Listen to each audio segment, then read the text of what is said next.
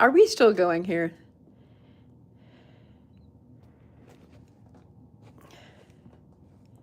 There we go. There we go. I think we're good. I think we're good.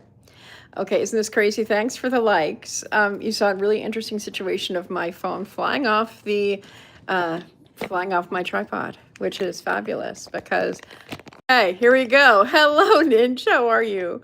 I'm having all kinds of malfunctions over here. I'm glad that you're here, though. Let's see how we do. Hi, everyone. So good to see you. Hey, Kay and Ro. Good to see you all. Let's hope that this tripod behaves. All right, I'm coming at you on Thursday after choir practice and after not getting much sleep last night. So we're going to read some poetry and hope that it makes us feel all fired up. I do have poems from this book. It's another one of this 3-book series that I've been reading from. Hey, Rhonda, so glad to see you. So this is a great series. James Cruz is the editor. And then I have one poem from here by Naomi Shihab Nye, because she's incredible. And my phone, of course, has lower power than I'm used to, but you know, what are we gonna do? Replay viewers, if you manage to stay here past the craziness, then I'm thrilled. I'm thrilled that you're still here. Whew. Anyway, how's everyone doing? Are you ready for some poetry? I sure am. Well, okay. All right. When Robert gets home, absolutely. I'm so glad that you're here. Yay, Kimberly and Rhonda. So we're going to start with a poem called Small Kindnesses by a woman named Danusha Lamaris. Okay. Small Kindnesses. I've been thinking about the way when you walk down a crowded aisle, people pull in their legs to let you by, or how strangers still say bless you when someone sneezes, a leftover from the bubonic plague. Don't die, we are saying. And sometimes when you spill lemons from your grocery bag, someone else will help you pick them up. Mostly, we don't want to harm each other. We want to be handed our cup of coffee hot and to say thank you to the person handing it, to smile at them and for them to smile back, for the waitress to call us honey when she sets down the bowl of clam chowder, and for the driver in the red pickup truck to let us pass. We have so little of each other for now, so far from tribe and fire, only these brief moments of exchange. What if they are the true dwelling of the holy, these fleeting temples we make together when we say, here, have my seat. Go ahead, you first. I like your hat.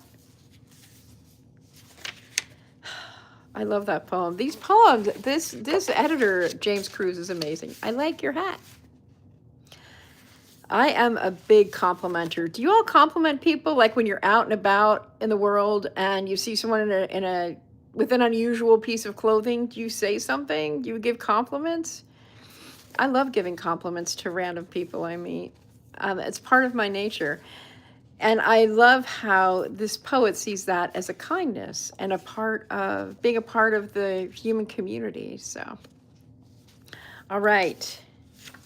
How about, another kindness poem. This is a whole book about the path to kindness. So a lot of the poems are about kindness.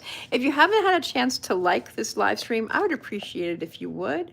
I'm so grateful for y'all being here. It's been a hectic Tuesday, or Thursday. See, I'm super tired because I got about 3 hours of sleep last night. Had a hard time getting to sleep. And so consequently, my day usually starts at 6. I'm usually at my desk at 6. Today, I was at my desk at 10, which is really weird. And then I worked straight through until 3 when I had choir.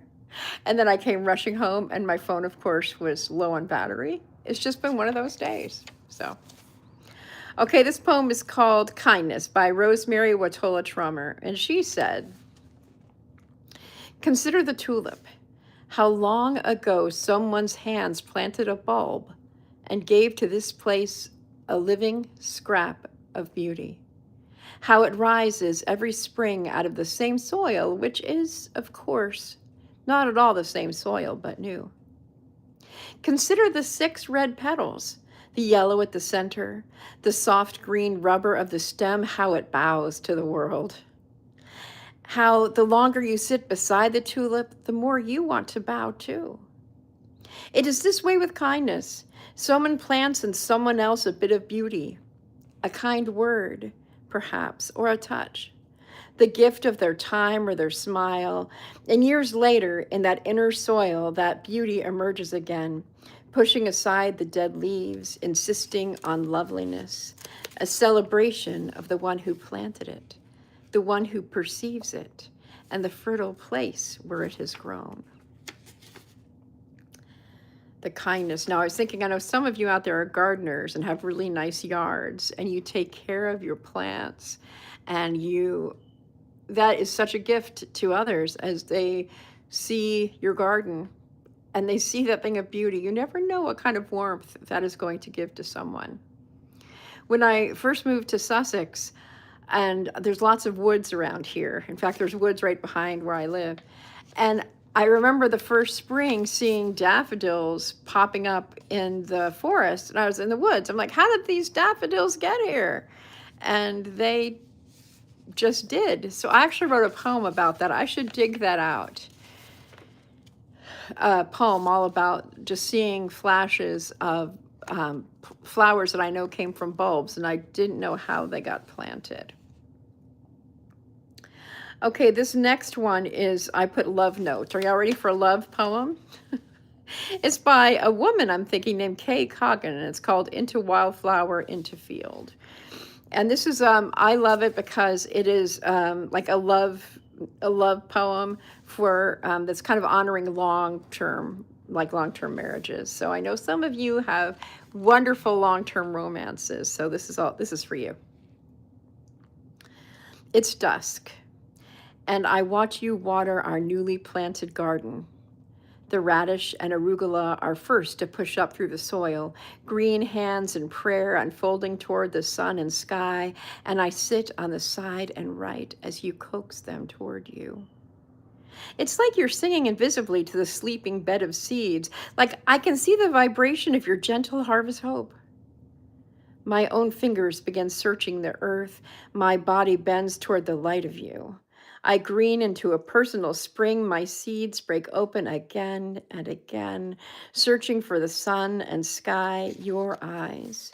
Constant gardener, you water the drought of me into wildflower, into royal meadow, into fields and fields and fields. Did you ever think our life would bloom like this? On the ridgeline, the setting day paints us an impermanent gold, but even now, in the darkest dark of night, everything around us is aglow. Poems like that make me want to learn to do more memorization of poems. I don't memorize a lot of poems, but that poem, oh, so beautiful. Okay. So in case you wonder, how do you pick these poems, Julie? You can see in this book I read earlier, and I wrote, yes, yes. And then another poem. That's what I was thinking. Kevin, I was thinking of Kevin and Roe. I was thinking of Kevin Roe when I read that poem. When I first read it, I'm like, yep, that's for those lovebirds. Here I have one that says, not today. And I have, here these say, that little hash mark's like, no, not quite today. And then here's one that says, yes. I think I'll read these two, and then I'll read the one by Naomi Shihab Nye in the other book. It's very tender. It's very meaningful, and I feel like it's appropriate for right now. So it is daytime. Yes, it is. All right. The most important word. And this is great for any of us who are around little kids. Most important word. And I didn't even think of this, but now I will because, little kids. Before teaching my first child all 8 letters of his name, I showed him how to write the most important word. Tongue tucked against upper lip, pencil tight in soft 4-year-old fingers, he copied my letters. drew a chair back with wobbly seat, tippy egg, empty ice cream cone, pitchfork without a handle. That spells love, I told him. He wrote it on crayoned pictures, breath-fogged windows, chalked sidewalks. He wrote it alongside the next words he learned. Love mom, love dad, love tree, love, squeezed next to his own name. Shapes unlocked into symbols. Soon he read aloud stories to go with the pictures he drew. Now I teach his daughter the first magical word. She concentrates, lines rollicking onto the paper, tongue curled against her lip. I love that about love. Hello, good to see you, Maria. Some people, one of my bits of piece of story about myself. That's right. Okay, we'll see you later, Kimberly. Thank you for being here. Is that I was writing before I knew how to write, or before I was literate. And what I would do is I would dictate to my mother. I would say, okay, Mom, this is what I'm writing. And I would dictate to her. She was patient about this, which is kind of, my mom was a very busy lady, but always rushing about. And she would write out on construction paper whatever I wanted to say. And I was writing letters back then, I still do. She would write letters to Santa, letters to my grandparents, letters to I had a young aunt who I just thought was beautiful. And so I would write letters to her and she would write them and I would copy the letters very carefully, just like in this poem. So that reminded me of that too. Hello, it's so good to see you. All right, so this poem's called Only Love by James Cruz, the editor of the series. And it goes like this. There's an epigram at the top, or epigraph, and the quote is from Sharon Salzberg, who's another poet. And it says, only love is big enough to hold all the pain of this world. Okay, here we go. I appreciate that you've liked, some of you who have liked the video. If you have a chance to like it, I'd appreciate that. If not, that's fine too. Only love, James Cruz. And so I imagine the entire earth as one beating heart held in the space of this universe, inside a larger body we can't fathom, filling with enough love to lead each of us out of the cave of our personal pain and into the light. Enough love to lead all humans as one out of collective fear, rage, and hate, into a place of peace that is found only within our own hearts, beating in sync with the pulse of this planet we were born to inhabit. Despite the daily storms which overtake us and make us forget, we are the lifeblood pumped into these veins, every particle of love we generate running into rivers, lakes, and creeks, evaporating into the air we breathe, give back, and breathe again. Oh, I like that too. Now this poem, you might remember this book. Thank you for doing that. Okay, Ro, thank you for moderating so kindly. This book was given to me by my son's girlfriend. If she knows a way to get the approval of her boyfriend's mom, it's to give me a poetry book for my birthday. The first time I met her, she wrapped up this poetry book and gave it to me. Smart young lady. This poem is called Kindness by Naomi Shihab Nye. And this is a beautiful poem, but the message is tough. And that's why I think it's important for this, right, what's going on right now in the world. And then we'll go back to the more gentle poems. Before you know what kindness really is, you must lose things.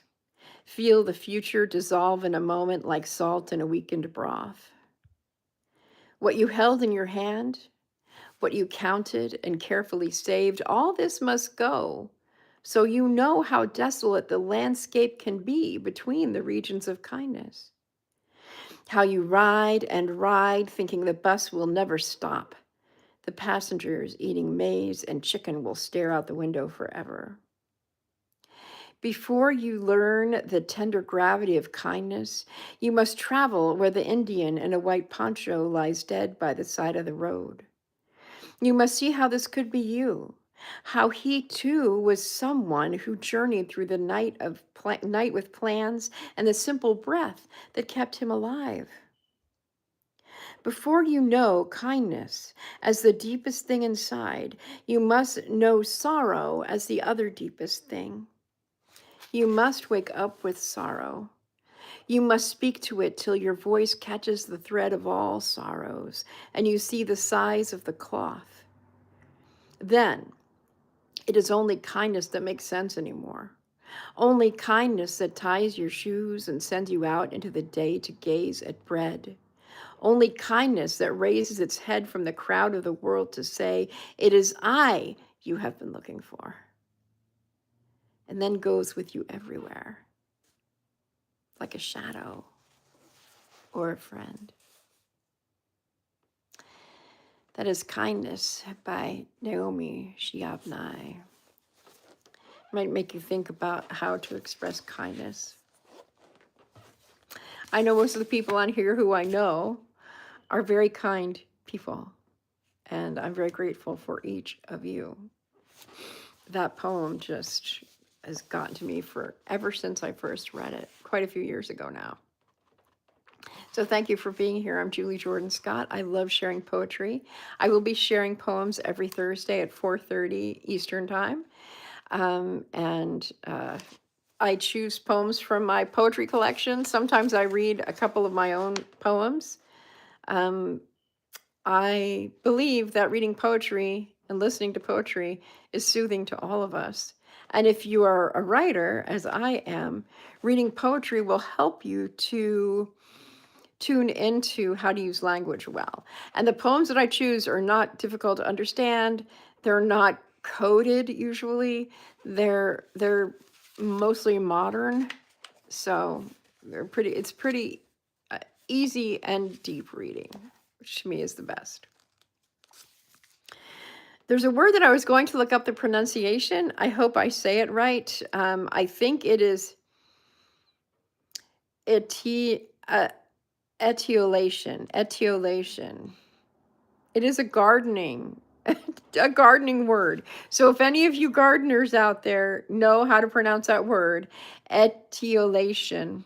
If I'm saying it wrong, just let me know and I'll look it up and read the poem next week. So this is by January Gill O'Neill, who is actually part of some poetry circles, communities that I have been in the past. Etiolation. Okay, well, you'll understand the meaning of it then. Yeah. Maybe not so much gardeners as planters of trees. So it's a word that I should know as a tree lover. Okay. This poem is called Elation by January Gill O'Neill. In the city center is an unwalled forest, a dense plot of cedars so thick their canopy keeps light from reaching the ground. We gaze at the stretched out stalks. Etiolation, you say, pointing skyward, but all I hear is elation.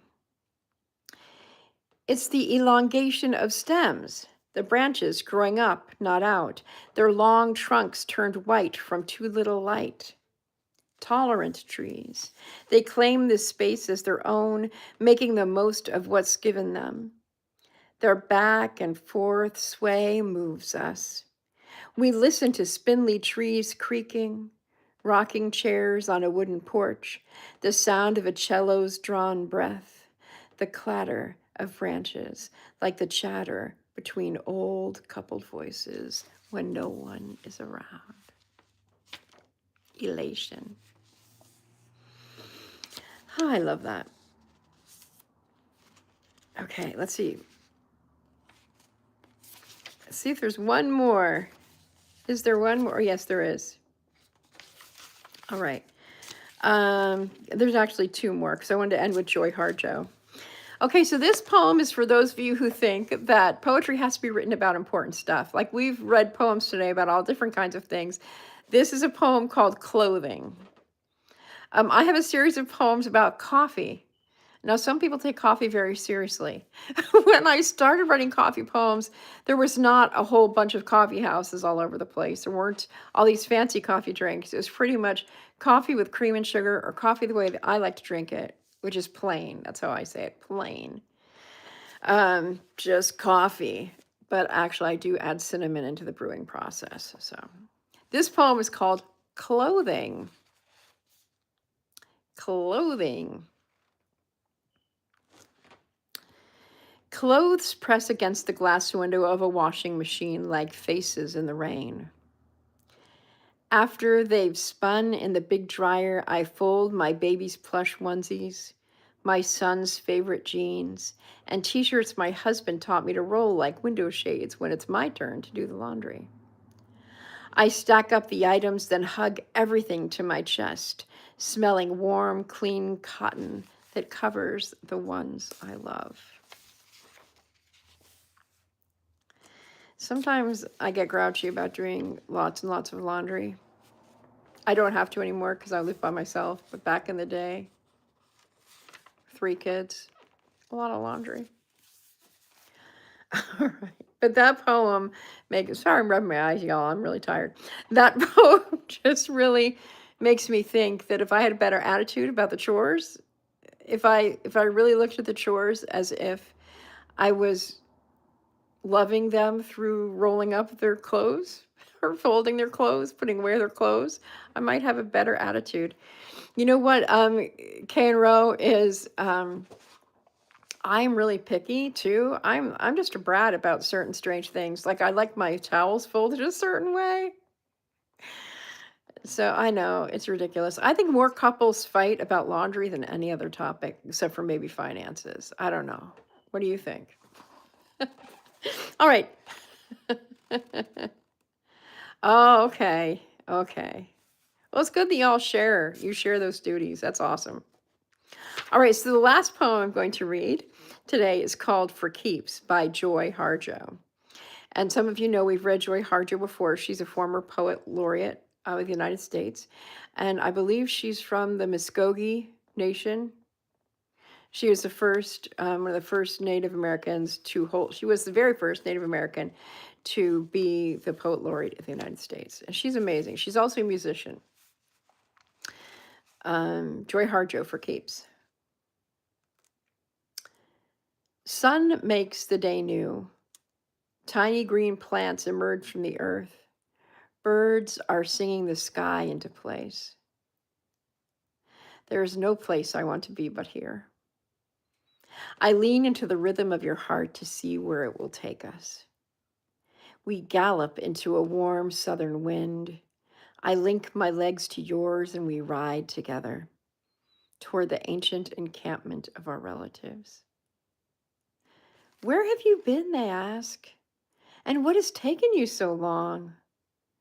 That night after eating, singing, and dancing, we lay together under the stars. We know ourselves to be a part of the mystery. It is unspeakable.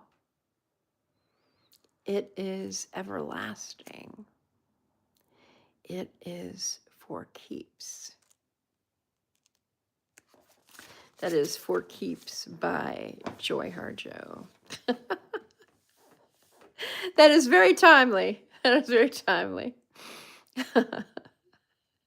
Doing laundry as we're reading poetry about clothing. If any of you were to say, I'm out riding my horse, like Joy Harjo was riding that horse, that would just be pretty amazing.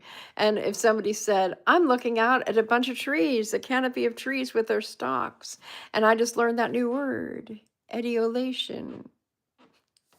That would be impressive. So I would like to say thank you all for being here.